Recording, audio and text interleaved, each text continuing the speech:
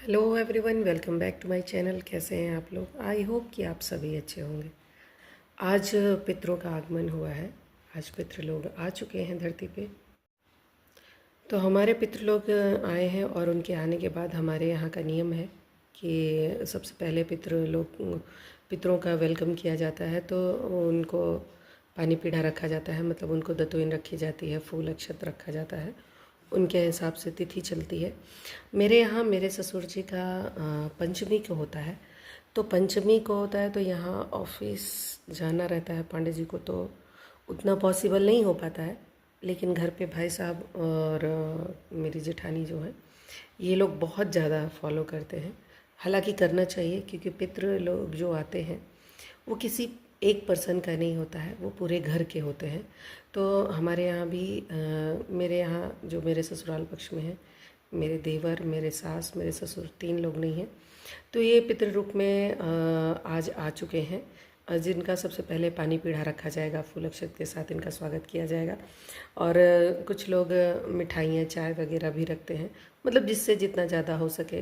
और मेरी मम्मी का भी मतलब मम्मी के लिए भी ये सब रखा जाता है, किया जाता है। वहाँ मेरे भाई भाभी लोग करते हैं। तो कहीं कहीं कुछ लोग नहा के करते हैं, कुछ लोग बिना नहाए करते हैं। जो लोग नहा के करते हैं वो अगरबत्ती वगैरह भी दिखाते हैं, आरती वगैरह दिखाते हैं। और जो लोग बिना नहाए करते हैं वो अगरबत्ती वगैरह नहीं छूते हैं। तो ये तिथि के अकॉर्डिंग जिस दिन इनकी तिथि होगी उस दिन इनको इनके नाम पे ब्राह्मणों को भोजन कराया जाता है, दान दक्षिणा दिया जाता है, जिसमें मेरे ससुर जी का पंचमी तिथि को पड़ता है और मेरी मम्मी का और मेरी अम्मा का, इन दोनों का पड़ता है तो नौमी को। नौमी को इसलिए क्योंकि जितनी भी औरतें होती हैं, महिलाएं होती हैं, उनको मतलब उनके लिए सिर्फ एक ही तिथि रखी गई है, वो है नौमी।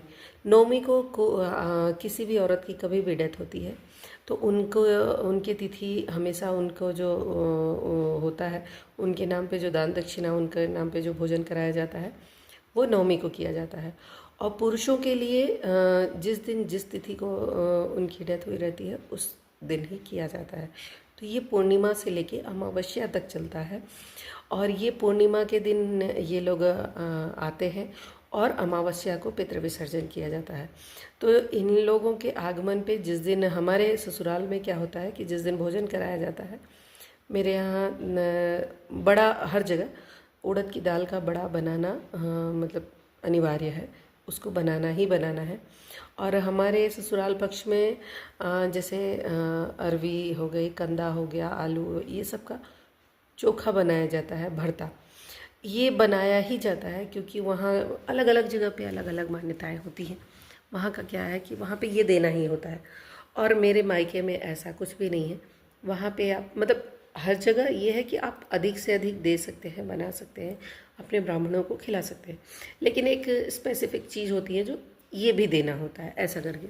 तो ये मेरे मायके में और मेरे ससुराल में थोड़ा सा डिफरेंस है।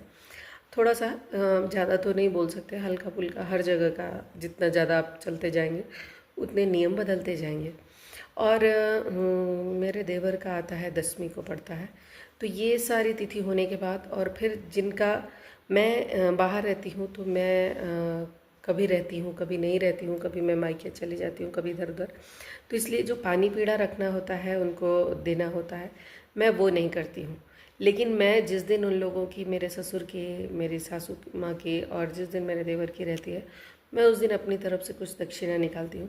बाई चांस अगर मैं नहीं कर पाई तो मैं अमावस्या को ज़रूर करती हूँ। और अमावस्या को मैं जहाँ मतलब उस दिन जिस दिन पितृ विसर्जन होता है उस दिन इसका वड़ा बनता है, उड़द की दाल का वड़ा, और उसकी कढ़ी लगाई जाती है।